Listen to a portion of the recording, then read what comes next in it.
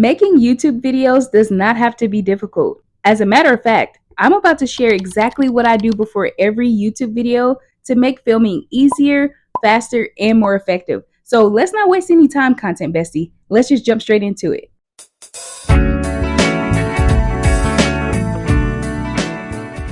Whether you are just starting out or you're just simply trying to grow your platform here on YouTube, this checklist will not only help you to show up more confidently, but it'll help you to create content that actually connects with the viewers. So let's go ahead and break down the 7 things to do before filming. Point number 1, have your energy in the right place.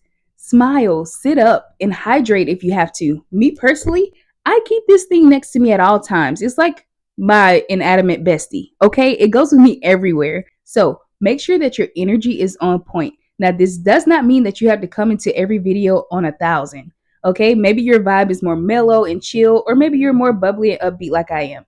Whatever your vibe is, just make sure that it's in check because it's going to pierce through this screen and reach your viewers in a way that resonates with them or pulls them away. And you don't want them to pull away. You want them to really enjoy their experience watching your videos and getting to know you through your videos. So make sure that your energy is in the right place. And if you got to take a little step back, that's okay. Just do what you got to do and come back, be yourself, and we'll be happy that you did so.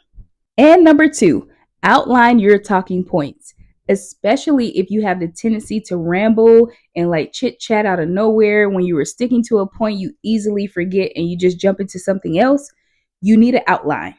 It doesn't mean you have to be so scripty and you don't have to do like the whole teleprompter, but if those things help you, then rely on those. Use that because you're going to be way more effective in your content if you have an outline for what it is you want to talk about. People get lost very easily as it is. So if you don't keep the viewer on track with what you're saying and you're not making the points connect, they're going to disconnect. And we don't want that. Now, if it's helpful, you can use ChatGPT. You can use your phone notes app. You can use whatever, hey, pen to paper, whatever you want to do. Just have an outline ready before you hit record. And sometimes I'll even have sticky notes around in the background of my camera to help me like just glance over really quick and remember what I have to say and come right back to my content besties. Now, your vibe might be, I need a full on script line for line. Otherwise, I get nervous. Well, they have teleprompter apps for that. They have, scripting on ChatGPT. Whatever will make your process easier. I personally just know how to grab a thought and explain it, say what I got to say, and move on. But if you are more of a rambler or you just have trouble sticking to the point, then definitely use whatever app or feature that will help you stay on track throughout your video so that you don't get stuck and then you start rambling and then you just give up on filming your video. Do what you got to do, but outline your points, please. Point number 3, frame your shot. This is so important because it involves headspace, angles, and background. You want to create enough space around you in the video in case you do want to share your screen or you want to put up a little graphic or you want some captions going. You don't want those awkward angles going because then it makes everything just cluttery and it's not pleasing to look at. And I'm just speaking from a photographer's point of view. Whenever I'm even taking pictures, I make sure that all the settings are in gear to make me focus on the object of the photo. The same thing applies to video creation. You are the star of the show, so you shouldn't have the background of your video outshining you. So make sure that you're auto-focused on you, that you're the main character of each video that you upload, and that you're at an angle that's very pleasing to look at. You don't have to have an elaborate background. Look at this one. I'm in my guest room. There's nothing fancy to see here. I got a couple plants behind me and a yellow comforter set. Nothing fancy. I just simply stepped in another room and decided to film here. But it would be a lot different if I was just sitting in a dark or low lit area, no kind of nothing behind me, and the focus was off. It would definitely take away from your experience as a viewer. So always, like I always say in all my videos, make the viewer's experience count, please. And you can simply do that by just focusing your shot. Make sure that you have everything in check, and then the viewer will have a happy experience after. Now, point number 4 goes without saying, but clean your lens and check your lighting. Clearer visuals equals more watch time. And you kind of need the watch time. We need all the watch time. And you can really cost yourself a viewer by not cleaning your lens and uploading smudgy videos, and by not having the appropriate lighting. Now, this does not mean that you need to run out and buy the most expensive equipment to brighten up your videos. There are certain settings that you may have on an iPhone, like I do, that can increase the exposure. Or if you don't have any equipment at all, or you're not tech savvy, that's fine too. Just pick a time of the day where it's the brightest around your environment and use natural light. Natural lighting is honestly the best kind of lighting to use because it makes a video even more crisp and more authentic. So, whatever you got to do, just make sure that the lens is clean and that you check your lighting before you actually start filming your video. And this is very simple to do, especially if you're uploading a video that's like a long form and you're about to educate your viewers. You're going to want to do a test run beforehand, and it's just simple. You just hit record yourself for a few seconds, and if you like how everything looks, everything is crisp and clear, then that's how you know. But please do not upload a video unless you do those two things first. Clean the lens, check the lighting. Thank me later. And point number 5, check your audio, please. Please check your audio before you record a video, because that can be the difference between a good video and a bad one. Because what good really is your video if we can't hear what you're saying? Now, keep in mind too, most people don't consider the fact that some people do consume content on YouTube while using their headphones.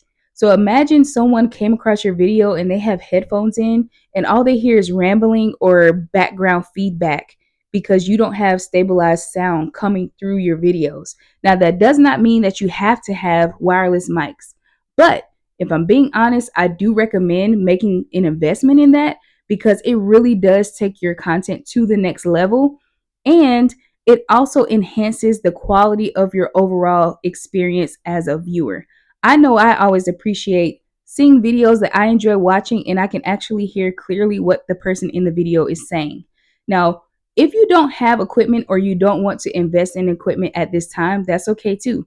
Just make sure that your environment is set up in an enclosed way so that we can actually hear what you're saying and not get you and the feedback of the background. A quick disclaimer: I'm not telling you in this video, based on the things that we're talking about, to go out and start investing and buying different equipment to enhance your content.